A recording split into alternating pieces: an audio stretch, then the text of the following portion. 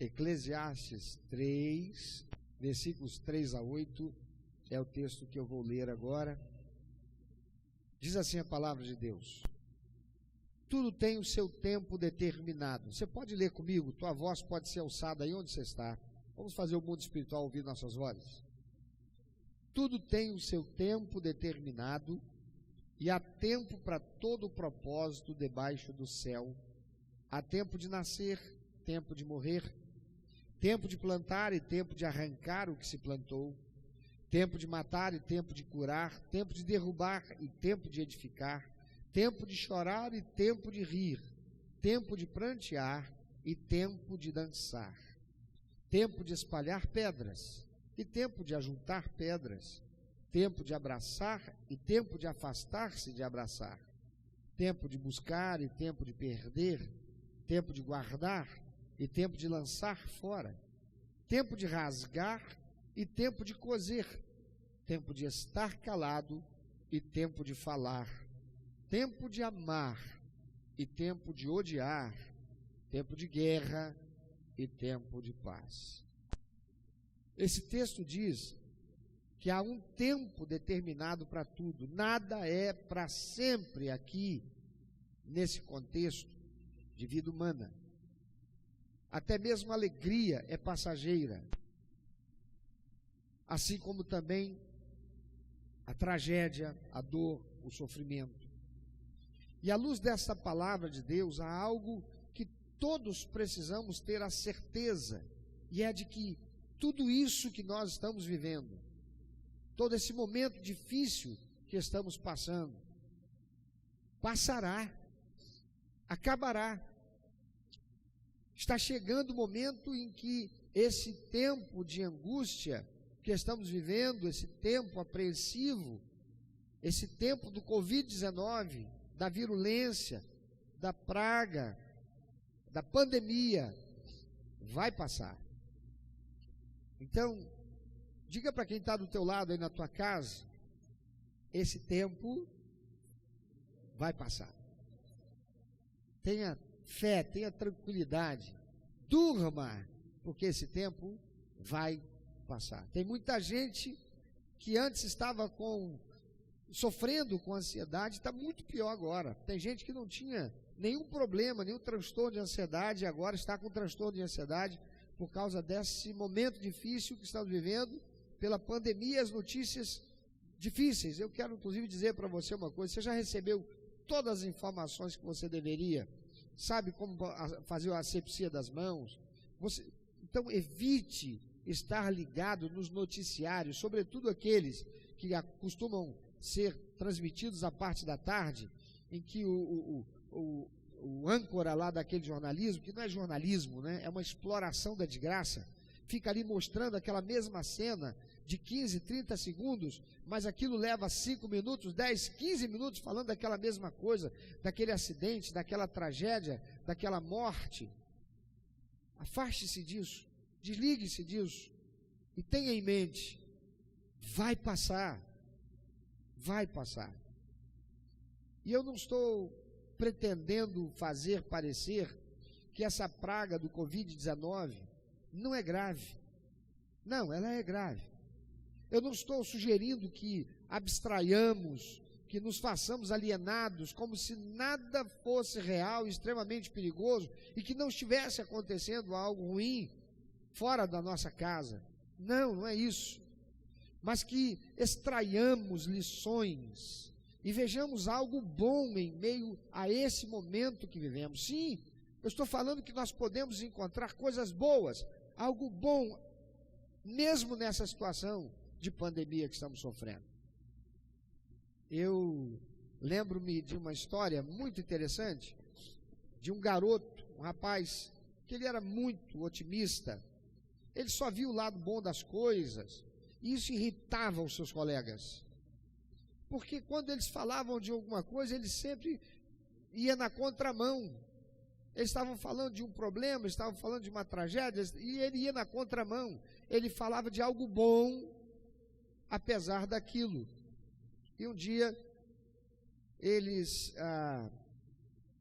souberam de um cão que tinha sido atropelado na esquina do bairro, e eles chamaram aquele rapaz e disseram: olha, você é um cara tão otimista, né? Você sempre está vendo, procurando ver e vendo coisas e apontando coisas positivas em tudo. Então a gente tem um teste para você hoje.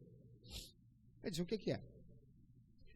Tem um cão que foi atropelado lá naquela esquina lá, já tem 4 dias. Duvidamos você ir lá, olhando para aquele quadro trágico, e voltar dizendo que você encontrou alguma coisa boa ali. Mas então tá bom, aquele rapaz foi. E os colegas ficaram lá de longe, observando. E o rapaz, quando chegou próximo, estava lá o corpo daquele cão, já fétido, com bichos e já em putrefação. E ele, quando começou a chegar mais perto, ele levou a camisa ao rosto, cobrindo o nariz, porque o cheiro era muito forte. E os colegas começaram a rir, dizendo: ah, agora sim, hoje nós pegamos ele. O que ele vai voltar de lá dizendo de alguma coisa boa que viu? Um quadro terrível como aquele, um quadro de morte. E o rapaz estava lá observando, olhando o corpo morto daquele cão em estado de putrefação, já boa parte da carne da sua cara já tinha sido comida e estava ali já exposta a sua arcada dentária e parte das costelas. E depois de muito olhar, ele volta. E quando ele volta, os colegas rindo disseram: já sabemos, você não conseguiu encontrar nada de bom naquela cena terrível ali, não é verdade? Ele disse: não. E eles pararam. Falei: como assim? Como não? Vai dizer que você encontrou alguma coisa boa lá? Ele disse: sim.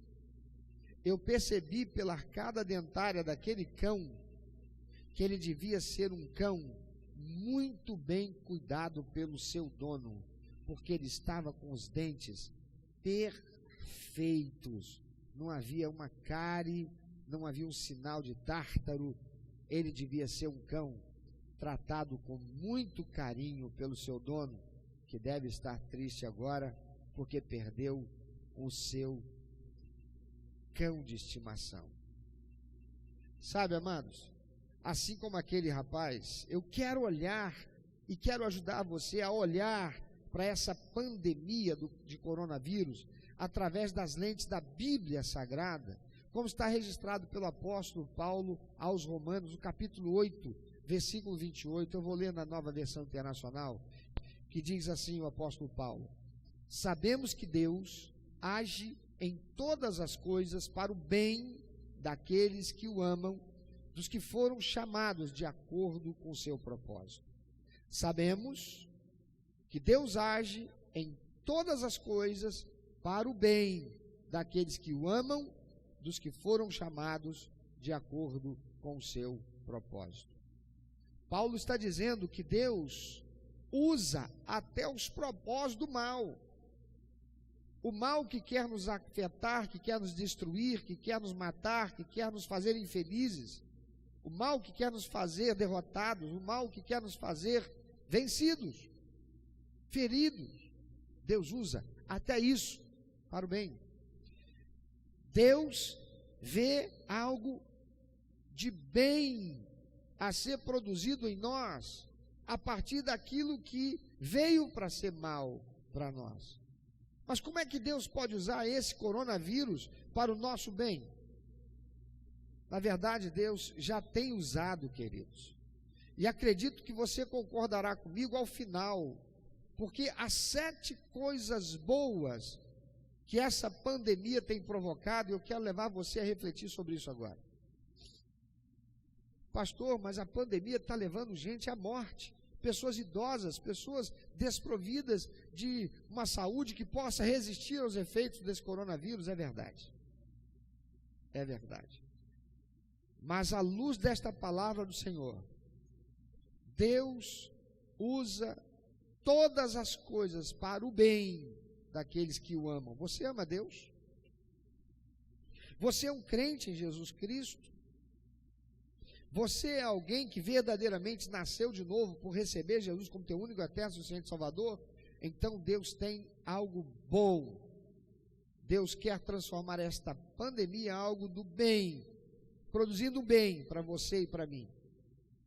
A primeira coisa que eu quero chamar a atenção que essa pandemia tem provocado para o bem, é que ela tem provocado extraordinária unidade, até entre aqueles que não são filhos de Deus. Esta pandemia, queridos, ela nos uniu em oração como jamais aconteceu na minha história de vida e na história que eu aos 56 anos já vivi em todo o mundo. Nunca vivemos uma situação que conduzisse a todos os cristãos, tenham a denominação diferente qual seja, assembleanos, presbiterianos, batistas, congregacionais, católicos, todos estamos focados em oração para clamar a Deus. Nós estamos unidos com um propósito. E ouça bem, lá quando o homem, já depois de ter saído do Éden, falavam todos ainda uma só língua. E em determinado momento, a humanidade se reuniu em torno de uma liderança, Nimrod, que se tornou um líder, como um rei, muito poderoso, de muita influência.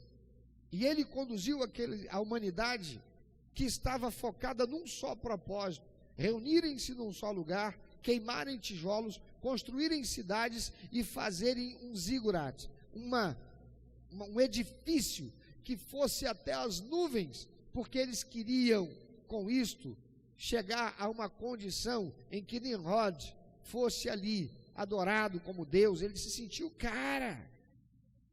E diz a palavra de Deus, é o Senhor dizendo: desçamos e confundamos a língua dos homens. Eles falam uma só língua, eles estão focados num só objetivo, e agora não há nada nem ninguém que os possa impedir de fazer aquilo que eles querem. Então Deus confundiu a língua, e cada um em grupos saíram, foram separados, todos aqueles, porque já não estavam mais se entendendo. Um falava um português, o outro alemão, o outro chinês, o outro coreano, o outro francês, e eles se afastaram.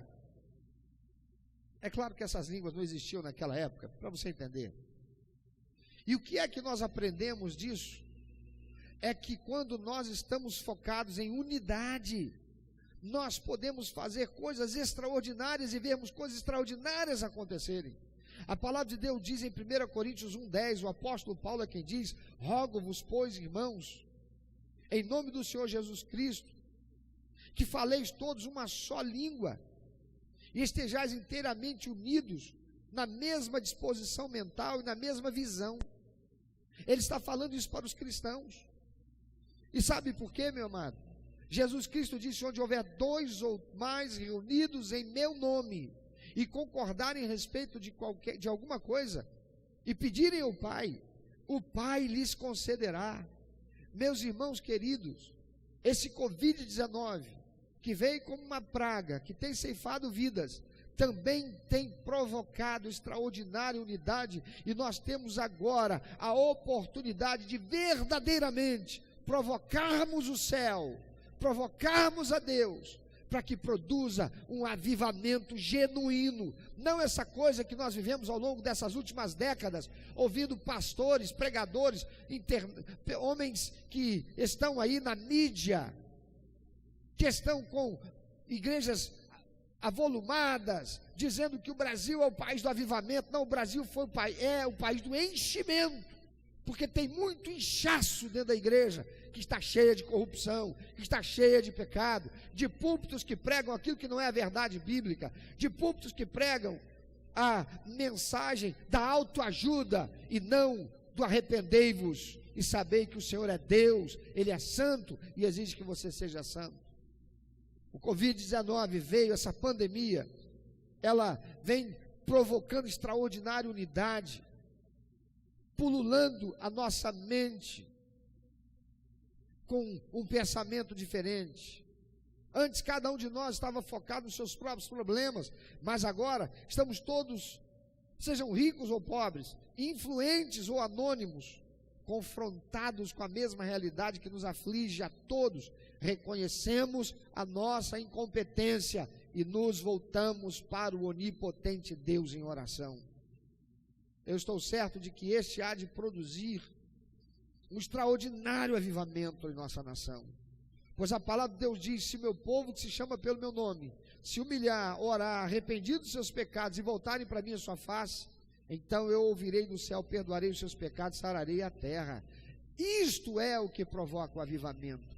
E nós cremos que Deus há de operar um extraordinário avivamento, se nós não olharmos para esta praga apenas como uma praga, mas como uma oportunidade, como uma oportunidade extraordinária de unidade, que vai nos abençoar, que vai abençoar as futuras gerações de nossa nação, que vai abençoar o futuro do planeta Terra, se os demais povos também buscarem o Senhor.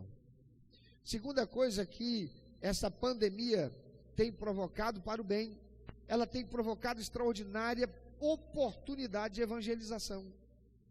Lá em Mateus capítulo 5, versículos 13 a 16, Jesus diz: vocês são o sal da terra, mas se o sal perder seu sabor, como restaurá-lo? Não servirá para nada, exceto para ser jogado fora e pisado pelos homens. Vocês são a luz do mundo. Não se pode esconder uma cidade construída sobre um monte, e também ninguém acende uma candeia e a coloca debaixo de uma vasilha. Pelo contrário, coloca no lugar apropriado e assim ilumina a todos os que estão na casa. Assim brilha a luz de vocês diante dos homens, para que vejam as suas boas obras e glorifiquem ao Pai de vocês que está nos céus. Meu irmão, minha irmã, há quanto tempo a tua luz está colocada debaixo da cama? Há quanto tempo, quem sabe você não tem sido sal salgando a sociedade? Quem sabe você tem sido um agente secreto de Jesus na escola? As pessoas olham para você como tem olhado para muitos crentes e não tem visto testemunho da salvação, as boas obras, as atitudes que denotam que é cristão, que é um filho de Deus, um servo do Senhor. Eu lembro quando garoto, quando adolescente, até no princípio da minha juventude, que sabia-se quem era um crente, porque a presença de Deus era grande ali, na vida dessa pessoa, e também por causa das atitudes dela. Quantos da minha geração não ouviram isso? Você é crente, não é? Mas por quê? Como é que você sabe? Não, porque você é diferente. Quantos da minha geração ouviram isso? Você já ouviu alguém falar isso de você? Se você é um cristão e não tem ouvido alguém falar isso de você, onde está você como sal? Onde está a luz do Senhor brilhando através de você? E olha o que o Senhor diz: vocês são o sal da terra, mas se o sal perder seu sabor, como restaurá-lo? Não servirá para nada, exceto para ser jogado fora e pisado pelos homens. Amados, esse Covid, essa pandemia, é também um ato de Deus para fazer o sal que perdeu o sabor ser jogado fora, para nós nos tornarmos sal, pela busca da nossa comunhão com Deus, por arrependimento, confissão de pecado, reconhecendo que nós temos pecado contra o Senhor, porque vivemos num país de liberdade de expressão religiosa, e aqueles que ofendem a Deus ganharam e estão ganhando projeção na sociedade, projeção na mídia, estão conseguindo que leis sejam feitas lá no Congresso Nacional, para que os cristãos, para que aqueles que tememos a Deus, para que aqueles que queremos viver pelos princípios e valores da palavra de Deus, fiquemos acuados, porque nós temos sido omissos, porque votamos de qualquer jeito, votamos em qualquer um, trabalhamos em campanha eleitoral para alguém que a gente sabe que não tem dignidade e honra, que se chegar lá, será mais um ladrão que vai roubar de nós. Quantos cristãos trabalham em troca de R$50 para ficar entregando folhetinho ou segurando uma bandeira na rua, em campanha eleitoral, para alguém que sabe que não tem dignidade para assumir aquela posição? Quanto nós pecamos. Esta é uma extraordinária oportunidade, queridos, para mostrarmos às pessoas que temos fruto de salvação, ou seja, temos paz, segurança e a certeza de que a morte nos conduzirá, sim, mas para a vida eterna com Deus. Por isso nós não temos medo da morte, porque fizemos uma aliança recebendo Jesus como único, eterno, suficiente Salvador, e Ele também como Senhor da nossa vida. Enquanto muitos estão desesperados, angustiados, aflitos, inseguros, desprovidos de fé, depressivos, nós podemos expressar a paz que vem do Espírito Santo de Deus que habita em nós e conduzir estas pessoas ao Evangelho e à salvação. Elas precisam olhar em nós e ver: puxa, está todo mundo desesperado, eu estou aqui, não sei o que fazer, eu estou nervoso, mas você com essa tranquilidade, com essa paz, eles vão de saber que é porque, você vai abrir sua boca e dizer que é porque eu tenho Jesus, é porque eu tenho a presença do Espírito Santo. Eu não temo a morte para mim não é o fim, a morte para mim é promoção, eu vou viver a eternidade com meu Deus no céu, e se Ele quiser, Ele pode fazer com que todos pereçam e eu permaneça, porque a palavra do Senhor diz no Salmo 91, 1000 cairão ao teu lado, 10.000 ao outro, mas tu não serás atingido. Não é isso que está lá? Você crê nisso e está vivendo de acordo com a palavra de Deus? Isto, crendo que se Deus quiser, assim será. Você está sendo como Sadraque, Mesaque e Abdenego, que se recusaram a se prostrar diante do ídolo do rei e foram levados para a fornalha de fogo ardente, para serem mortos, porque essa era a pena para aqueles que não se prostrassem quando a buzina tocasse, quando a corneta tocasse, deveriam todos se prostrar. Eles disseram não e permaneceram em pé, e por isso foram conduzidos ao rei para receber a sentença de morte. E quando estavam diante do rei, eles disseram: ó rei, nós não somos rebeldes, nós não estamos aqui querendo fazer uma revolução, não. É que nós cremos no Deus verdadeiro. O Senhor não é Deus, aquele ídolo não é Deus. Nós cremos e confiamos, nossa vida é devotada ao Deus verdadeiro. Se Ele quiser, ó rei, ainda que o Senhor nos jogue lá na fornalha de fogo ardente, nada vai acontecer conosco, mas se Ele quiser que nós morramos lá, saiba o Senhor, que ainda assim, nós não vamos negar o nosso Deus e nos prostrar. Você é um crente que tem vivido com essa fé, essa disposição e esse testemunho da salvação e dando testemunho de salvação? Ah, amados, a terceira coisa que essa pandemia tem provocado para o bem é que ela tem provocado extraordinária oportunidade de libertação. Isso mesmo. Veja, após o povo hebreu tomar posse da terra que Deus lhes prometera em Canaã, quando eles se sentiam confortáveis, o que eles faziam? Eles se afastavam de Deus, se corrompiam com o estilo de vida e influência dos povos idólatras que conviviam naquela terra. Eles deixavam o Senhor, desmerecendo, desonrando, e Ele os deixava à sua própria sorte.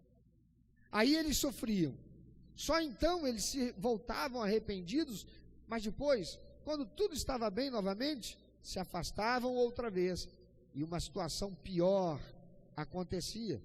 O Senhor Jesus Cristo diz assim: o demônio, quando sai do homem, vai para lugares áridos, e lá ele pensa: vou voltar para minha casa, porque ele chama a pessoa de casa, ele chama a pessoa de cavalo, ele chama a pessoa de aparelho.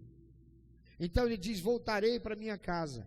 E diz Jesus, então ele pega 7 espíritos piores do que ele e volta com eles. E quando ele volta, encontra a casa limpinha, arrumadinha, e eles entram, e o estado dessa pessoa é muitas vezes pior.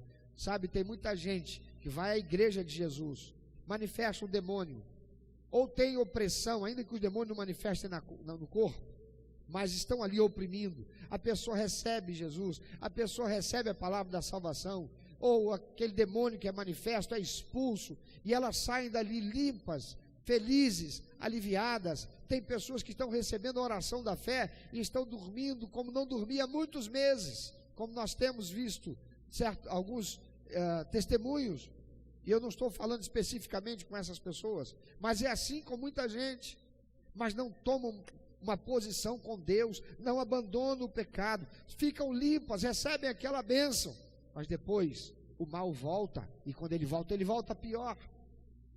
E assim era com aqueles hebreus lá na terra de Canaã. Mas olha só, no livro de Juízes, capítulo 2, versículo 16 a 19, nós lemos assim: e levantou o Senhor juízes que os livraram das mãos dos que os despojaram. Porém, tampouco ouviram aos juízes. Antes, prostituíram-se após outros deuses e adoraram a eles. Depressa se desviaram do caminho por onde andaram seus pais, obedecendo os mandamentos do Senhor. Mas eles assim não fizeram. E quando o Senhor lhes levantava juízes, o Senhor era com o juiz e os livrava da mão dos seus inimigos. Todos os dias daquele juiz eles eram livrados, porquanto o Senhor se compadecia deles pelo seu gemido, por causa dos que os oprimiam e afligiam. Porém, sucedia que, falecendo o juiz, reincidiam e se corrompiam mais do que os seus pais, andando após outros deuses, servindo-os, adorando-os, nada deixavam das suas obras, nem do seu obstinado caminho. E aí o que acontecia? Outra tragédia vinha. Amados, o que essa pandemia provocou de bom em relação a tudo isso? Muita gente que dizia temer e amar a Deus, muito crente mesmo de igreja, estava vivendo um cristianismo de fachada, de religiosidade, deixando de ir ao templo, de cultuar a Deus. Para quê? Para estar em frente a uma televisão ou indo a um evento esportivo em um estádio, para ver o seu time do coração jogar, enquanto a igreja estava reunida para cultuar a Deus. Agora, o jogo do seu time de futebol, de sua idolatria, não pode mais acontecer e rivalizar com o culto da igreja, já que a pandemia causou cancelamento de eventos esportivos. Agora, a idolatria, a novela, deixa de rivalizar com o culto da igreja ou a reunião de oração, porque até as novelas vão parar, e já foi anunciado pelos canais de televisão. O ídolo está sendo parado pelo nosso Deus, e você não está acordando para isso. É Deus te dando oportunidade para se voltar para Ele em arrependimento. Quantas vezes crentes deixaram de ir um culto de quarta-feira porque não podiam perder o de quinta durante a semana, na reunião de oração, porque não podia perder o capítulo da novela. E agora? Será que tem crente que está deixando de participar da live do culto para estar ligado na televisão para assistir Faustão, para assistir Gugu não, já foi, para assistir Silvio Santos ou quem quer que seja? Ah, amados, tem muita gente participando de várias correntes de oração agora, em muitos lugares do nosso país. Igrejas como a nossa estão aqui reunidas, estão lá reunidas virtualmente, celebrando ao Senhor, cultuando a Deus, aprendendo da palavra do Senhor. Quarta coisa que essa pandemia tem provocado para o bem, tem provocado motivação para confiar em Deus, para cura e nos tornarmos reconhecidos e gratos pelas ações sobrenaturais que Ele já operou no passado. Ainda não existe a vacina conhecida para esse vírus. Ainda não temos um tratamento eficaz, descoberto pela ciência, para tratar as mazelas produzidas por esse vírus. Os medicamentos, queridos, eles são dons de Deus, mas às vezes dependemos mais desses dons do que do doador, o Deus Todo-Poderoso. Infelizmente, nós não nos lembramos de ser gratos a Deus pelas curas que Ele já proporcionou no passado, como da varíola, como da rubéola, como do sarampo, da febre tifoide, da malária, doenças que no passado matavam também aos milhares, como o Covid está fazendo agora. E quando o Covid não existia, ao nosso conhecimento, quando o pastor no culto dizia: irmãos, agora vamos apenas orar agradecendo a Deus. Quantas vezes você começou a orar agradecendo a Deus e depois de 3 frases você já começou a pedir?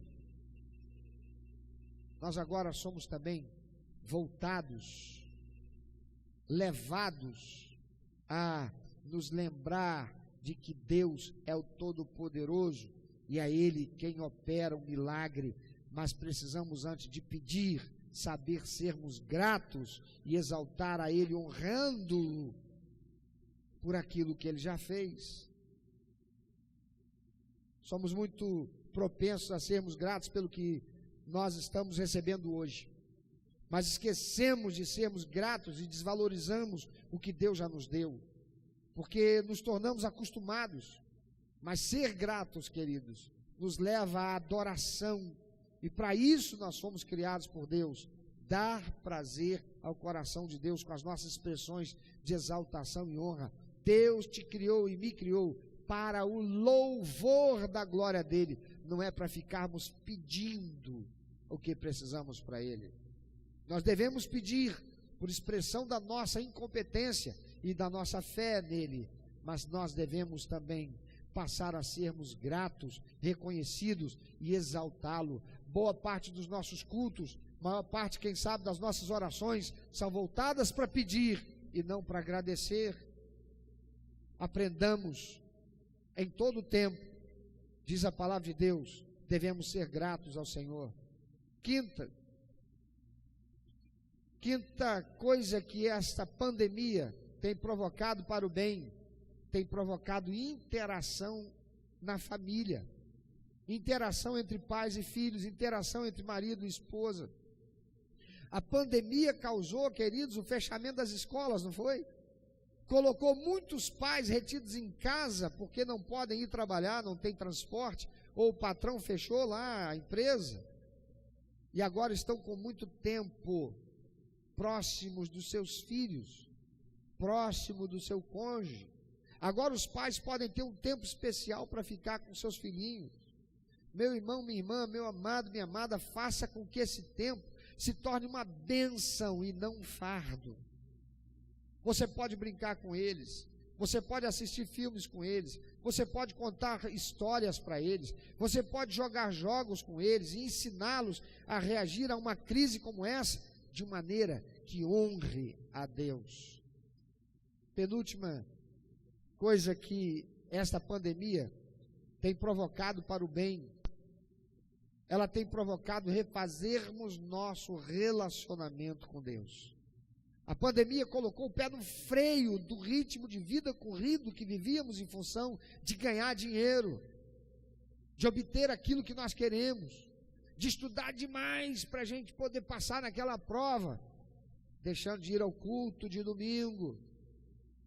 Quantos de nós corríamos tanto e priorizávamos tantas coisas que não encontrávamos tempo para estar com Deus em oração, leitura da Bíblia Sagrada e meditação? Quantas vezes, quem sabe, você já disse: eu não tive tempo, eu acordei já correndo, trocando de roupa, já pegando as coisas para ir, nem café da manhã tomei direito, fui tomar café no trabalho, e o dia foi tão corrido, depois na condução, que é difícil, que tem que vir em pé, eu já cheguei em casa tão cansado que eu não pude nem abrir a Bíblia e ler a palavra de Deus. Agora, não tem condução para pegar, agora não tem ritmo frenético de vida, está tudo parado. E Deus está parando você, para você ter tempo também para estar com Ele. Agora nós somos estimulados pelas circunstâncias a comungar com Deus e refletir sobre as coisas celestiais e eternas. O sábio disse, está escrito na palavra de Deus: eu prefiro estar num sepultamento do que numa festa. Por que disso?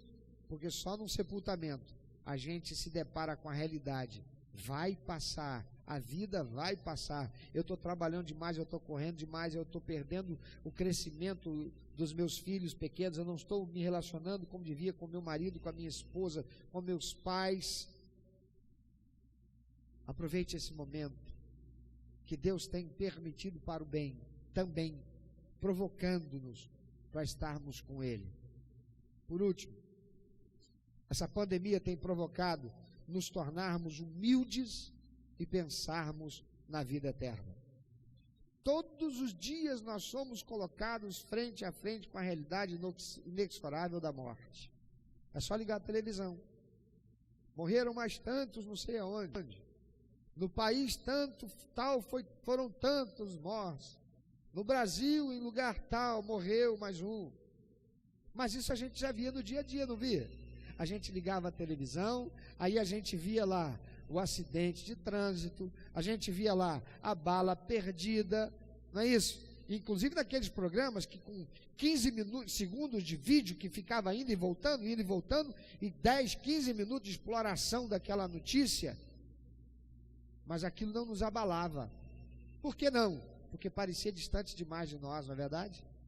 Aconteceu lá em Belfor Roxo, aconteceu lá na Rocinha, aconteceu lá em Paranavaí.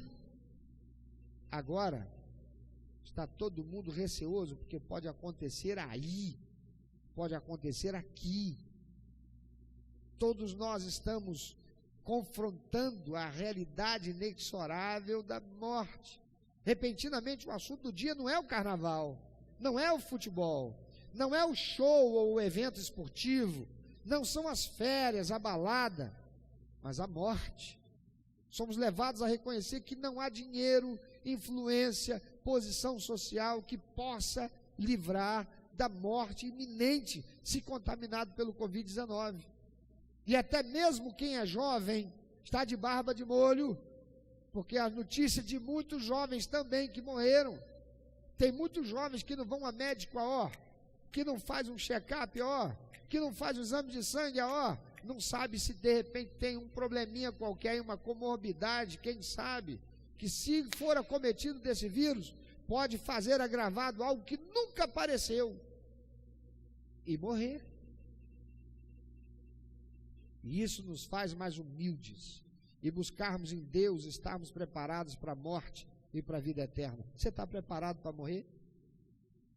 Todos sabemos que vamos morrer um dia, mas a gente vive como se a morte não fosse realidade na nossa existência. Em Hebreus 9, 27, a Bíblia diz que ao homem está destinado a morrer uma só vez e depois disso enfrentar o juízo. 2 Coríntios 5, 10 diz que todos nós devemos comparecer perante o tribunal de Cristo, para que cada um receba de acordo com as obras praticadas por meio do corpo, quer sejam boas, quer sejam más. Você tem usado o teu corpo de forma que Deus se sinta honrado? É de modo santo que você tem vivido a sua vida e Deus está se sentindo honrado, olhando para você e dizendo: esse eu faço questão de levar para o céu? Ah, mas eu já sou salvo, eu recebi Jesus como Salvador. Lembra, Jesus disse que haverá naquele dia muitos que dirão: mas em teu nome pregamos, em teu nome expulsamos demônio, Senhor. E ele dirá: não é porque você me chamou de Senhor, você vai entrar no reino do céu, eu nunca te conheci. Lá em Efésios capítulo 2, versículo 8 e 9, diz que ninguém será salvo e viverá a eternidade com Deus por ter praticado boas obras. Porque a salvação somente pode ser recebida mediante o favor de Deus, que não merecemos. O sacrifício de Jesus Cristo morrendo naquela cruz em nosso lugar. Evangelho de João, capítulo 1, versículo de 11 a 13, diz que somente terá salvação e vida eterna com Deus aquele que tiver sido tornado filho de Deus, por ter abandonado a vida de pecado e ter recebido Jesus como Salvador e Senhor de sua vida, numa aliança em que a partir dali deixou o mundo de pecado para viver uma nova vida em Cristo, como pecador, viver uma nova vida em Cristo. O que é como pecador? Não mais sendo aquele pecador. Agora, o pecado na vida deste se torna um acidente, algo que eu não fiz porque eu quis, algo que eu fiz por um momento de explosão, uma fragilidade, mas imediatamente tem o arrependimento, a confissão, o pedido de perdão, que é concedido pelo Senhor, porque foi tornado filho de Deus. Eu quero te perguntar, você está pronto para morrer e enfrentar o juízo de Deus? Uma coisa é definitivamente certa: o coronavírus não foi projetado para nos afastar de Deus, mas para nos aproximar dele, e nos aproximar uns dos outros. Por isso, amados, apesar do lado ruim, eu consigo ver que esse vírus é, em última análise, para o nosso bem e para a própria glória de Deus. Mas quando tudo isso passar, você terá se tornado melhor, ou quem sabe como aqueles hebreus lá no tempo dos juízes, lá em Canaã, você voltará a ser o mesmo, apesar do propósito de Deus para te reaproximar dele usando essa pandemia? Você pode pensar um pouquinho sobre isso.